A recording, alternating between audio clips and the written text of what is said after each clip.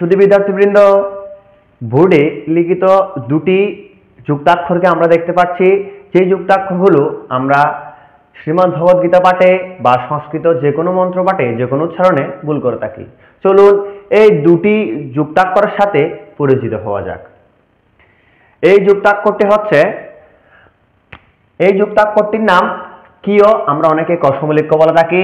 এই যুক্তাক্ষর যদি আমরা একটু ভাঙি তাহলে আমরা পাবো কহসন্ত যোগ মূর্ধন্যাস। এবং এই যুক্তাক্ষর দিয়ে আমরা যদি শব্দ গঠন করি তবে পাবো ক্ষেত্র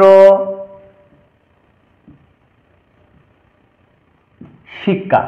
এবার ক্ষেত্র এবং শিক্ষা হচ্ছে আমাদের বাংলা উচ্চারণ। এই ক্ষেত্র এবং শিক্ষা অর্থাৎ এই কিয়কে, এই কসমলিক্যকে সংস্কৃতে কিরূপ উচ্চারণ করব, তাহলে অবশ্যই এটাকে উচ্চারণ করবো আমরা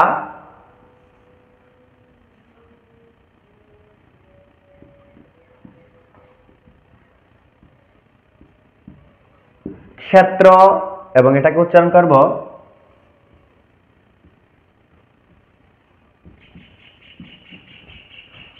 শিক্ষা। তাহলে অবশ্যই এটাকে উচ্চারণ করব ক্ষেত্র, এটাকে উচ্চারণ করব শিক্ষা। এবার এই পরের যুক্তাক্ষরটি হচ্ছে দেখতে কিন্তু হুবহু কসমলিক্যের মতো, অর্থাৎ কিয়র মতো, কিন্তু আসলে অনেকে আমরা এটাকে কিয় মনে করি, আসলে এটা প্রকৃত অর্থে এটা কিয় নয়। এটি যদি আমরা এই যুক্তাক্ষর যদি ভেঙে বিশ্লেষণ করতে যাই তবে আমরা পাবো, এবার এই যুক্তাক্ষরকে যদি আমরা শব্দগঠন করতে যাই তবে আমরা পাবো ব্রহ্মা, ব্রাহ্মণ। এবার আমরা অনেকে এই শব্দগঠন গুলো উচ্চারণের ক্ষেত্রে, সংস্কৃত উচ্চারণের ক্ষেত্রে ভুল করে থাকি। প্রকৃত অর্থে এটির উচ্চারণ হবে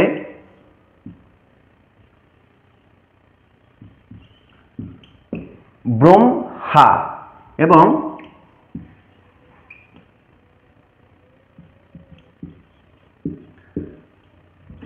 ব্রাহ্মণ।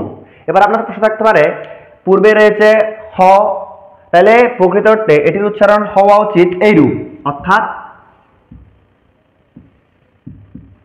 এইরূপ, কিন্তু এইরূপ না হয়ে এইরূপ হলো কেন, আপনাদের প্রশ্ন থাকতে পারে। আসলে মূলত এই উচ্চারণটি সঠিক নয়।